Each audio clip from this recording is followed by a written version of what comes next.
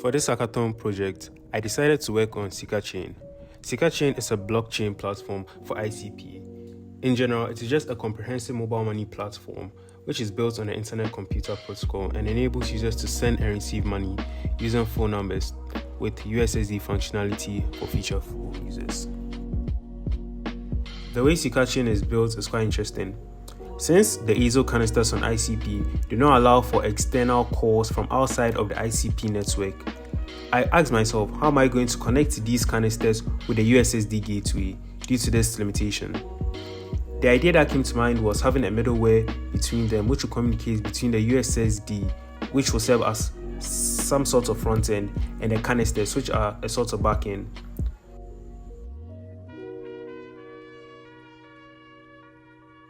Here in the demo, you can see me testing a few of the features such as registration, maintenance options, and transactional options. I tried to make it as familiar as possible to users, so just like Momo, with registration, you get notified via SMS. When you make a purchase or a transaction, you also get notified via SMS.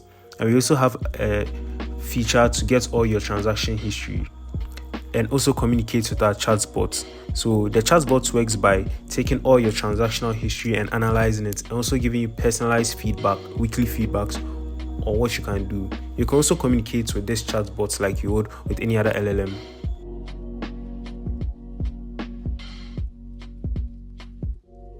The major reason for using SikaChain is to actually mint and use Sika. So you ask yourself, how do we obtain Sika? Sika is obtained by making mobile money deposits to our collections account.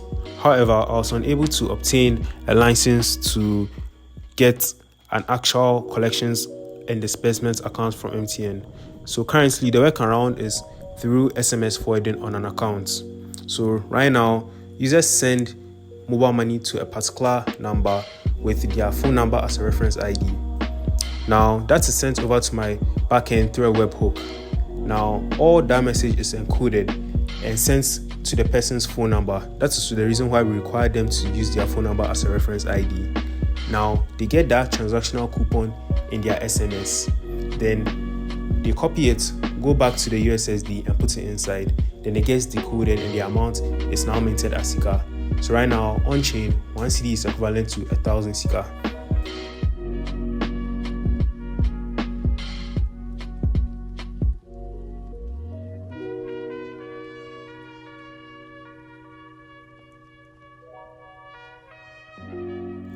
For the Express server, it was deployed on Railway, which allows for seamless integration, and the back end, which are the canisters, were deployed directly on ICP.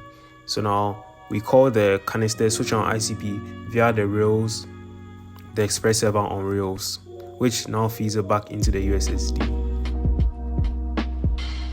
In the terminal for Railway, you can see the logs for all the requests that were coming from the USSD over here, showing that it's been deployed. And also the canisters, which you can see over here, are also deployed. We can call some of the canisters and you also actually consume cycles. The way to keep it running was that as users make deposits, there's a small amount which is deducted, so about 10%, which is now going to be used to purchase ICP, and that ICP will be converted into cycles to keep the program running. In all, it was a very nice experience building this product. Honestly, I didn't think everything would come together so cleanly, and there were so many moments that I thought of giving up. But perseverance kept me going, and I ended up finishing the product. Thank you for ICP for giving us this hackathon, and also shout out to Africa's Token. They were a very big help for when I had so many problems when using their API. But such a very nice company, and they get back to you so rapidly.